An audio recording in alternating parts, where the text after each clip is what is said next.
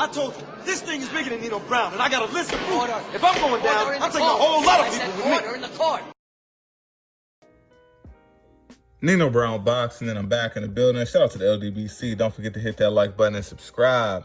All right, guys, so I'm watching this Showtime PBC card, and right before the Robert Easter, Adrian Granados fight came on, they had Gervonta Tank Davis on there. They showed a brief segment of Tank and what's going on with him in 2020. Basically, he's becoming the king of Baltimore, all of that good stuff. So the question was presented to Tank. Who will he fight in 2020? How many fights in 2020 will he have? And the names that are circulating around his name and his jump up to 135. So basically, a quick breakdown is Tank put out there that he spoke with Al Heyman. They had a discussion about his plans for 2020. And basically, that consists of him potentially fighting 3 times as long as he stays out of trouble. Now, Tank said that was a discussion him and Al had for his plans for 2019, and that's exactly what happened.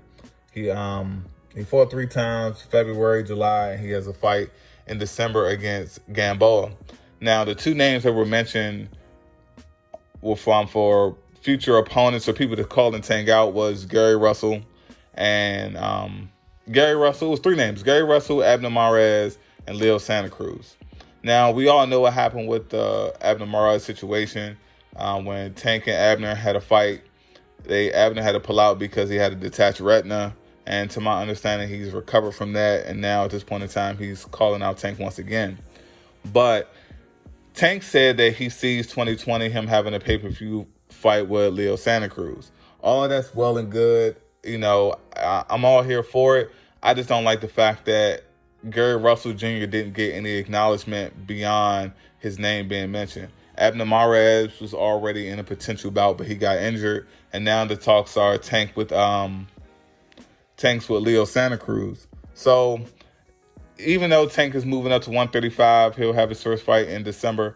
If him fighting Leo Santa Cruz on pay-per-view, I mean, Leo isn't some seasoned vet at 135, so I'm not here for that, because last time I checked Leo Santa Cruz, he's still at 126.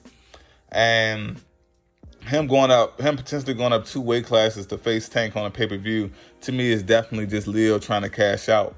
But, I mean, some people could say the same thing for Gary Russell Jr., but stylistically and considering Gary Russell's skill, I think that would be a good fight. But I still would want Gary Russell to get acclimated to 135. Now, Tank, he did drop his predictions for tonight. You know, with Robert Easter versus Adrian Granados, the first round of that fight just got over. He predicted that Robert Easter would get the victory. And in the main event, he predicted that Erickson Lubin will also get the victory. You know, he's very familiar with Lubin. They came up in the amateurs together. But, guys, I'm about to finish watching this card, and they're just showing a replay of Robert Easter landing a great right hand on Adrian Granados. So we're going to see how things play out. It's Nino Brown Boxing. Shout out to the LDBC, and I'm out.